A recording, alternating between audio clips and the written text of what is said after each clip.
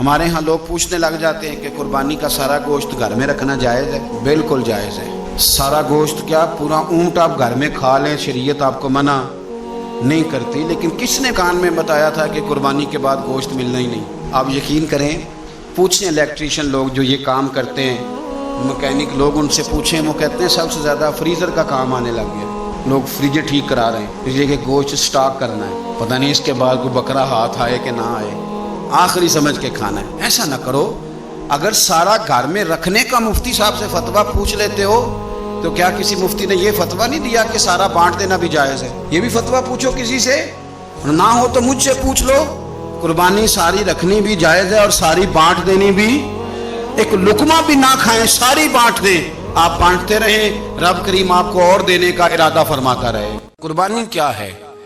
قربانی یہ ہے کہ میری چڑھتی جوانی تھی، جولانیاں تھی، طاقتیں تھی، ہمتیں تھی، میں دنیا خرید سکتا تھا، میرے اندر ساری صلاحیت تھی، میں دنیا کے ہر فن کا ماہر تھا، میں سب کچھ کر سکتا تھا، لیکن میں نے اپنی ہر چیز اپنے محبوب کے نام کر دی۔ یہ قربانی ہے۔ جس نے اپنی خواہش پہ پیر رکھ کے کچھ کیا اس نے قربانی دی ہے صاحب۔ قربانی بڑی ضروری چیز کا نام ہے، اور جو قربانی دینا سیکھ جاتا ہے وہ بچ جاتا ہے۔ کتیا 6 بچے جنم دیتی ہے لیکن قربانی نہیں نہ دیتی بچوں کی، تو ریوڑ نہیں بنتے، اجڑ نہیں بنتے۔ بکری 2 بچے پیدا کرتی ہے اور سال کے بعد ہزاروں بچوں، لاکھوں بچوں کی قربانی دیتی ہے، پر پھر بھی جدھر جاؤ بکرے ہی بکرے نظر آتے ہیں۔ جو قربانی دینا سیکھ جاتا ہے نا، یزید نے کوئی قربانی نہیں دی، اس لیے کوئی شخص بھی کھڑا ہو کے نہیں کہتا، حالانکہ 14-15 بیٹے تھے یزید کے، کوئی بھی کھڑا ہو کے نہیں کہتا میں اس کی نسل میں سے ہوں۔ امام حسین نے ساری قربانی دے دی۔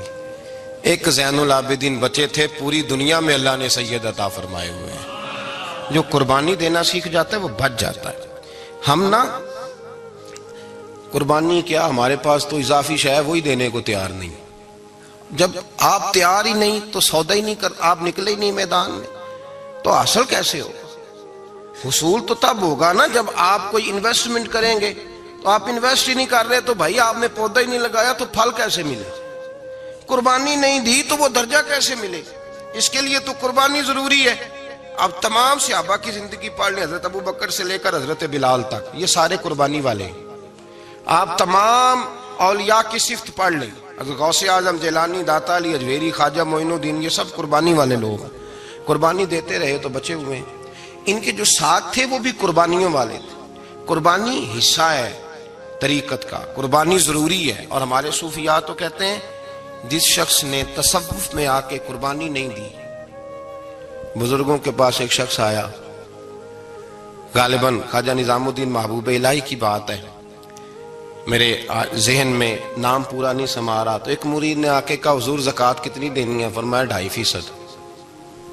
تھوڑی دیر کے بعد حضرت نصیر الدین چراغ دہلوی آ گئے، کہا حضور اللہ کے راستے میں کتنے دینے ہیں؟ فرمایا 50%۔ ایک ساتھی قریب بیٹھا تھا، اس نے کہا پہلے کے لیے 2.5% کا فتویٰ تھا، اس کو کہہ دیا دے دے۔ چند منٹ گزرے تو حضرت امیر خسرو بھی آ گئے، کہا حضور زکوٰۃ کتنی دینی ہے؟ فرمایا جو ہے سارا ہی لے آ، تیری 100% ہے۔ تو وہ ساتھی جو قریب بیٹھے تھے اس نے کہا بابا فتوے علیحدہ ہیں۔ فرمایا فتویٰ ایک ہی ہے، بندے علیحدہ ہے، فتویٰ ایک ہی ہے، مجھے پتہ ہے کون کتنے دے سکتا ہے، وہ جس کو میں نے 2.5% کہا ہے وہ بھی جا کے حساب کتاب کرے گا، اس نے 2.5 بھی پورا نہیں دینا۔ فرمایا جس امیر خسرو کو میں نے کہا نا سارا لے آ، اس کا دل کرے گا میں اپنا مکان بھی توڑ کے لے آؤں۔ میں نے فتویٰ ایک ہے، بندہ دیکھ کے بات کی ہے۔ بھائی قربانی نہیں ہے، اظہار ہی نہیں ہے، جذبہ ہی نہیں ہے، ہمارا مزاج ہی نہیں ہے۔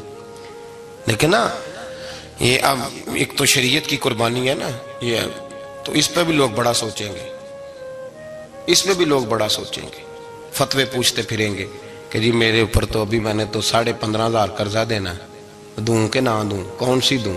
فتوے پوچھیں گے، دینے کی دفعہ فتوے پوچھیں گے اور لینے کی دفعہ چھٹی، جو آتا ہے آنے دو۔ کبھی لینے کی دفعہ بھی فتویٰ پوچھنا صاحب کہ یہ مجھے اتنا مال آ رہا لے لوں کہ نہ لوں، وہ لے لیا، قابو کر لیا، جب دینے کی باری آئی تو فتویٰ احصار کرے، اور احصار صفت ہے مسلمان کی، یہ احصار کرنے لگتا ہے تو بچنے لگ جاتا ہے، اس کا فائدہ ہونے لگ جاتا ہے۔ قربانی دینے لگ جاتا ہے تو بچ جاتا ہے. کسی نے کہا تھا سن اے مسلمان، یہ نقطہ فیض قرآنی میں ہے، عظمت و اسلام اور مسلم صرف قربانی میں ہے. اگر تو جینا چاہتا ہے تو قربان ہو، اپنے مزاج میں قربانی. اور ایک عیسائی اسکالر تھا امریکہ کا، صرف ایک حدیث پڑھ کے مسلمان ہو گیا، کلمہ ہی پڑھ گیا. حدیث کیا ہے؟ جنگ یرموک ہے. تو 7 صحابہ زخمی ہیں، چور چور زخموں سے لیٹے ہوئے، گرمی بڑی شدید ہے، العطش العطش، پیاس پیاس پیاس پکارے ایک صحابی. ایک آدمی دوڑا دوڑا آیا، پانی کا برتن ہاتھ میں ہے، اس کے منہ کے قریب پانی کیا تو قریب ایک اور زخمی نے کہا میں بھی پیاسا ہوں. زخموں سے چور چور شخص نے، میدان میں پڑے ہوئے آدمی نے کہا یار پہلے اسے پلا دو، وہ زیادہ پیاسا ہے. وہ کہتا ہے میں جب اس کے پاس گیا، اس کو پانی دینے لگا تو ایک آدمی قریب سے اور بولا یار میرے تو زبان پہ زخم ہے، دوڑ کے آؤ، بڑی پیاس ہے. کہتا میں نے پانی کا کٹورا اس کے قریب جو کیا تو چوتھا بول پڑا. اس نے کہا ادھر لے جاؤ یار، میرا گزارا ہو جائے گا، کام چل جائے گا. وہ کہتا 5واں بول پڑا تو چوتھے نے انکار کر دیا، میں نہیں پیوں گا، پہلے اس کے پاس لے جاؤ. کہتا حد ہو گئی. 7ویں تک میں آیا، اور جب میں 7ویں تک آیا تو پہلے نے پھر چیخ ماری. تو فرماتے ہیں وہ 7واں کہنے لگا نہیں ادھر لے جا یار، اس کو پیاس زیادہ لگی ہوئی ہے. کہتے ہیں جب میں اس تک گیا تو وہ جام شہادت نوش کر چکا تھا. پلٹ کے دوسرے کے پاس آیا تو وہ بھی فوت ہو گیا. تیسرے کے پاس آیا تو وہ بھی رب کریم کی بارگاہ ناز میں حاضر ہو گیا. 7 شہید ہو گئے. تو پانی کا کٹورا میرے ہاتھ میں رہا. میں کبھی آسمان دیکھتا، کبھی زمین دیکھتا، کبھی پانی دیکھتا، کبھی میں ان 7 شہیدوں کے چہرے دیکھتا. پھر دل میں خیال آیا یہ تو گردنیں کاٹنے والے تھے، یہ تو ایک دوسرے کو قتل کرنے والے تھے، یہ تو خون پینے والے تھے. آج یہ سارے اس لیے کر رہے ہیں کہ سارے محمد عربی کے غلام بن گئے، رسول اللہ صلی اللہ علیہ وسلم کے نوکر بن گئے. وہ کہتا میں نے حدیث پڑھی تو میں مسلمان ہو گیا. میں نے کہا یہ جذبے دنیا دار بندہ پیدا نہیں کر سکتا، یہ جس نے جذبہ پیدا کیا ہے وہ اللہ کا سچا رسول ہے. میرے بھائی اظہار کا مزاج پیدا کریں. قربانی تو نہیں رہی معاشرے میں، اظہار ہی تو نہیں ہے. جب مکے والے مدینے آئے، انصار مدینہ، تو میرے مصطفیٰ کریم نے فرمایا نہ تمہاری نسلیں ایک ہیں نہ قبیلے ایک ہیں، لیکن تمہارا نبی ایک ہے، تمہارا رسول ایک، خدا ایک، کتاب ایک، تمہارا میری وجہ سے رشتہ ہے. چلو اپنے بھائیوں کے ساتھ اظہار کرو، چلو اظہار کرو.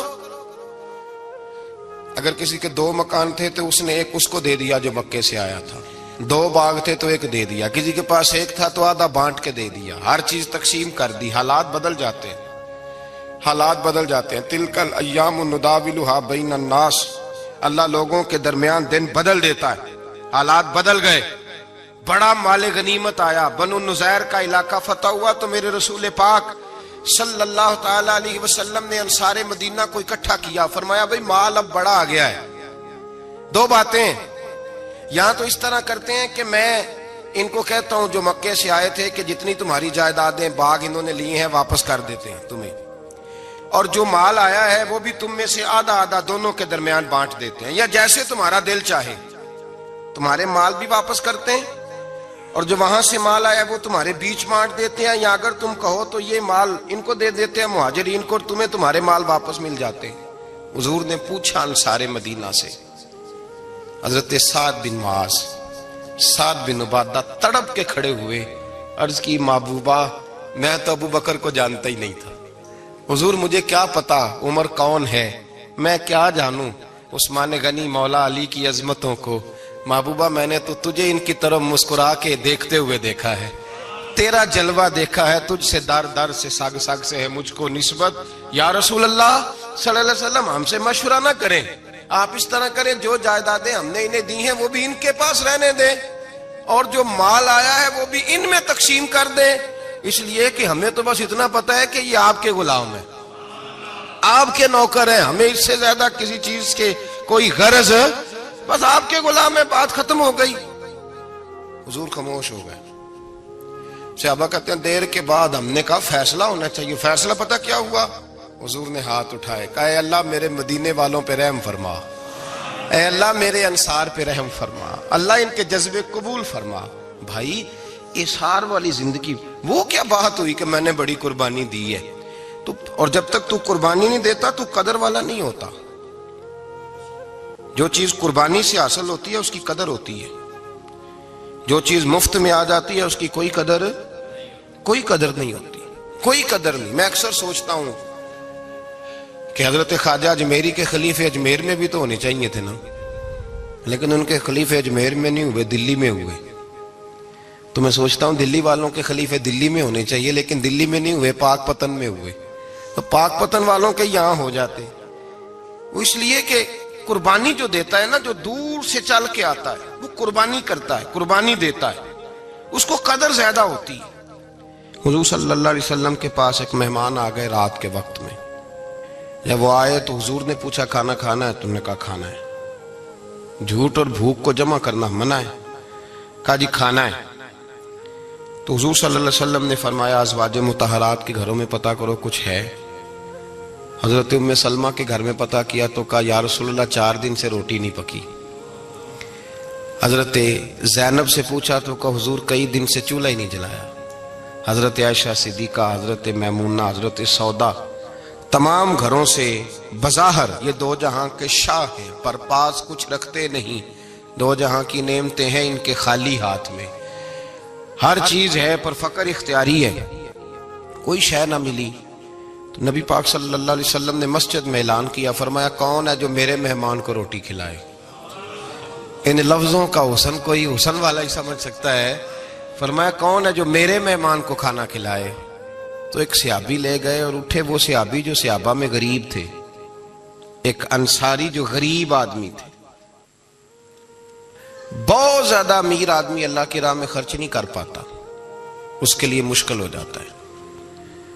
اس کے لیے بہت امیر آدمی جو ہوتا ہے نا، وہ جتنا زیادہ امیر ہوتا ہے نا اتنی دیوار اس کے گرد کھڑی ہو جاتی ہے پیسوں کی، مشکل ہو جاتا ہے اس کے لیے. غریب آدمی کھڑے ہوئے. اگرچہ میرے محبوب کے غلاموں میں جو بڑے امیر تھے وہ بھی خرچ کرنے میں بڑے آگے تھے. حضرت عثمان غنی رضی اللہ تعالیٰ عنہ، حضرت عبد الرحمن ابن عوف، حضرت ابو بکر صدیق رضی اللہ. لیکن یہ غریب آدمی کا حضور میں لے جاؤں گا، میں لے کے جاؤں گا. اور یہ بخاری مسلم ہے. حضور نے فرمایا لے جاؤ. وہ اب صحابی گھر لے گئے اور بیوی سے مشورہ کیا. بات پہ غور کرنا، ہر چیز کی بھوک دیکھی جا سکتی ہے، بچوں کی نہیں دیکھی جا سکتی. وہ انصاری حضور کے مہمان کو گھر لے گئے. جا کے بیوی سے مشورہ کیا، کہا بھلی مانس گھر میں کچھ ہے؟ تو اس نے کہا تھوڑا سا بچوں کے لیے کھانا رکھا ہے. بچوں کے لیے. بچے تو بزدل کر دیتے ہیں، بچے تو آدمی کو بزدل کر دیتے ہیں، بچے تو مار دیتے ہیں، کلیجہ پھٹ جاتا ہے بچہ بھوکا ہو تو، نیند نہیں آتی.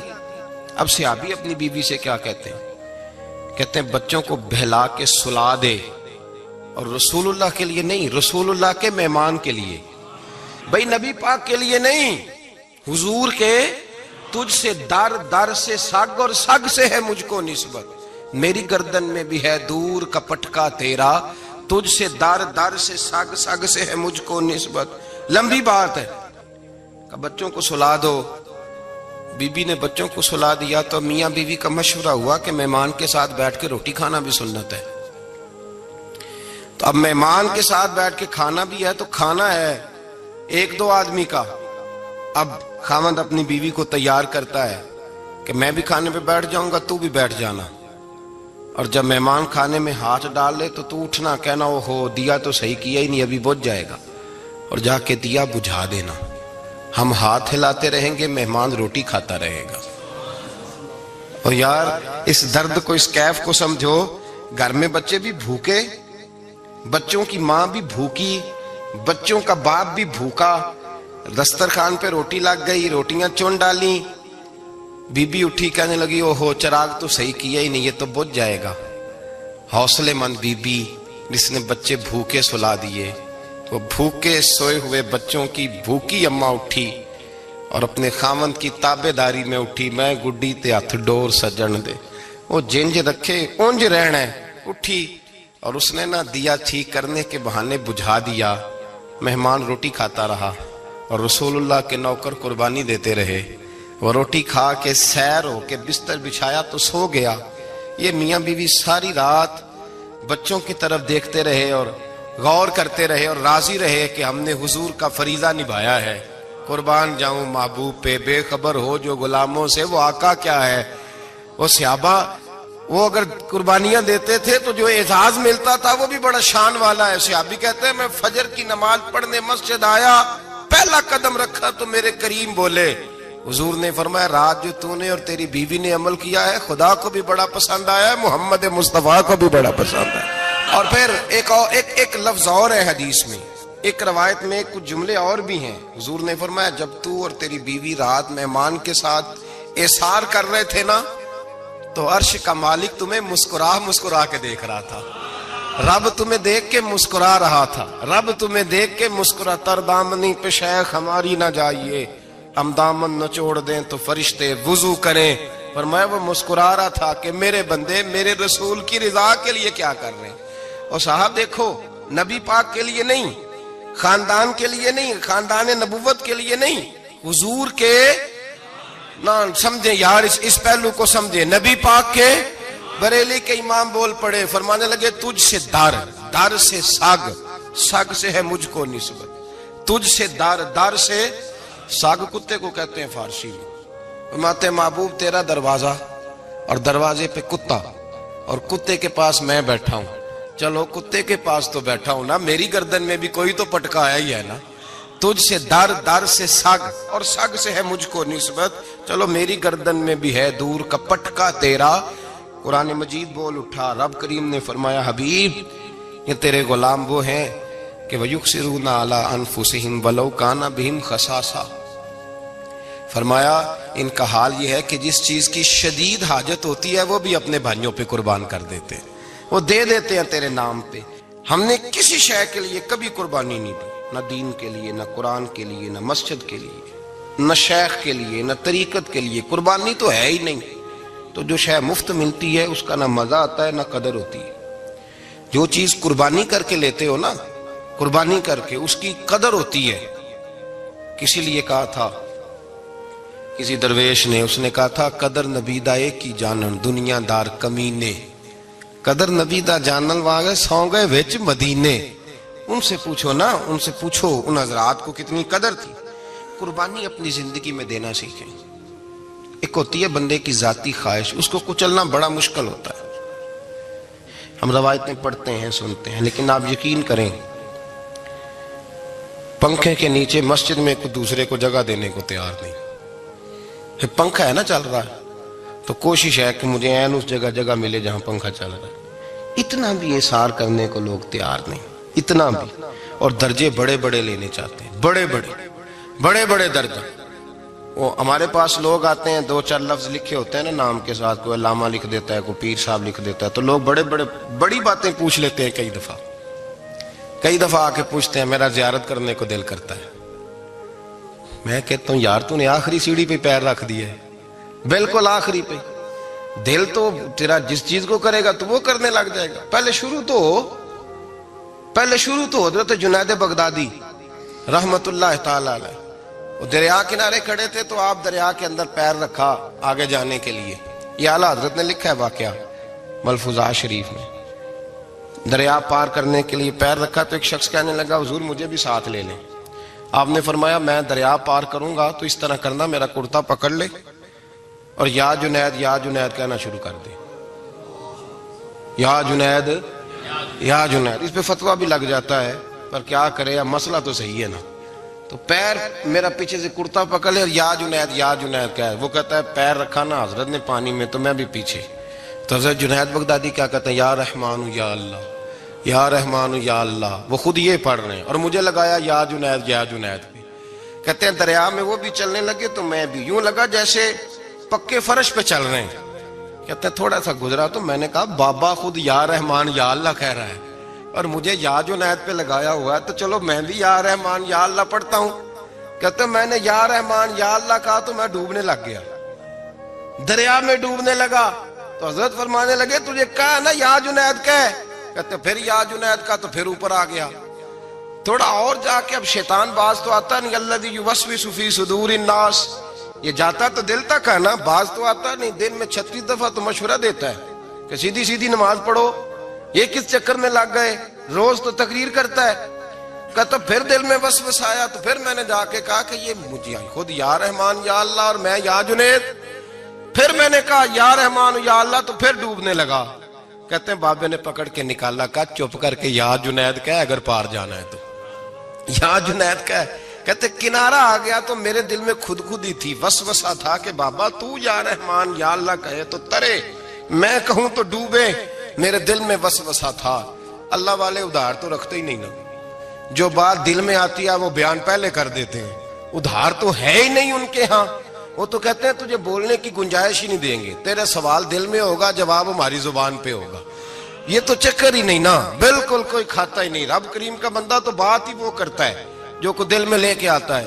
فرماتے ہیں جیسے ہی میرے دل میں یہ وسوسہ تھا, حضرت جنید بغدادی رحمت اللہ تعالی علیہ باہر نکل گئے تو پلٹ کے میری طرف دیکھا اور مسکرا کے فرمانے لگے بیٹا جنید تک تو پہنچ لے, اللہ تو ابھی بڑی دور ہے. ابھی جنید تک تو پہنچ جا, ابھی تو جنید تک نہیں پہنچا, ابھی تو میرے تک تو پہنچ جا, اللہ تو ابھی بڑی دور ہے. تو ڈائریکٹ ہی وہاں تک جانے لگا ہے, شروع تو ہو ابھی. تو یہاں لوگ سیدھا ہی آ کے کہتے ہیں زیارت کرنی ہے. مجھے ایک صاحب کہنے لگے جی میں نے ایک پیر صاحب کے بارے میں سنا ہے ان کی بیعت ہوتے ہی بندے کو نبی پاک کا دیدار ہو جاتا ہے. میں نے کہا ٹھہر جا ذرا, اس کو بھی کہہ بریک پہ پیر رکھے, بیعت کرتے ہی دیدار ہو جاتا ہے. یہ کوئی لوٹ سیل ہے؟ زندگی گزر جاتی ہے انسان کی, مر جاتا ہے, اور جس کو حضور کا دیدار ہو پھر بچ جائے, پھر قائم رہے, پھر اس کی زندگی نہ بدلے, پھر اس کا دنیا سے کوئی تعلق رہ جائے. یہ پوچھ ابو بکر صدیق سے جنہیں دیدار ہوا تھا. جب دیدار ہوا تو یار رہا ہے, باقی کوئی شے بھی نہیں رہی, پھر محبوب رہے اور کچھ بھی نہیں بچتا. تو وہ کس طرح کا ہے جو دیدار بھی کراتا ہے اور پھر کہتا جاؤ دکان بھی کھول لو جا کے؟ یہ کیسی بات؟ وہ ایک منزل ہے, وہ اپنی جگہ پہ آ کے آتی ہے. اور یہی بہتر ہے کہ پردوں میں وہ پردہ پوش رہے. وہ اگر پردے اٹھا دے تو کسے ہوش رہے, پھر مشکل ہو جاتا ہے معاملہ, مشکل ہو جاتا ہے. تو بھائی یاد رکھیں, قربانی دینا سیکھیں, اثار کرنا سیکھیں اور صفر سے شروع کریں. زندگی میں ہم لینے کے چکر میں پڑ جاتے ہیں تو نقصان اٹھاتے ہیں. عقل کے گھوڑے کم دوڑائیں, محبت کے ساتھ عمل زیادہ کریں, دماغ کا استعمال کم کریں اور عمل زیادہ کریں, زیادہ عمل کریں. ورنہ شیطان تو نماز بھی نہیں پڑھنے دے گا. وہ تو کہے گا کہ جناب چلو ٹھیک ہے اللہ نے معافی کر دینا ہے نا, وہ تو کچھ بھی نہیں کرنے دے گا. دماغ کا استعمال کم کریں اور عمل زیادہ کریں, جد و جہد زیادہ کریں, اظہار کریں, قربانی کریں. اپنی زندگی میں کریں کسی کے لیے کچھ, اظہار کریں, کسی کو کچھ دیں. یہ جو ہم اولاد کے لیے قربانی دیتے ہیں نا, تو یہ قربانی نہیں ہوتی, یہ لالچ ہوتا ہے, یہ سودا ہے. پتہ ہے آپ کو, یہ سودا ہے.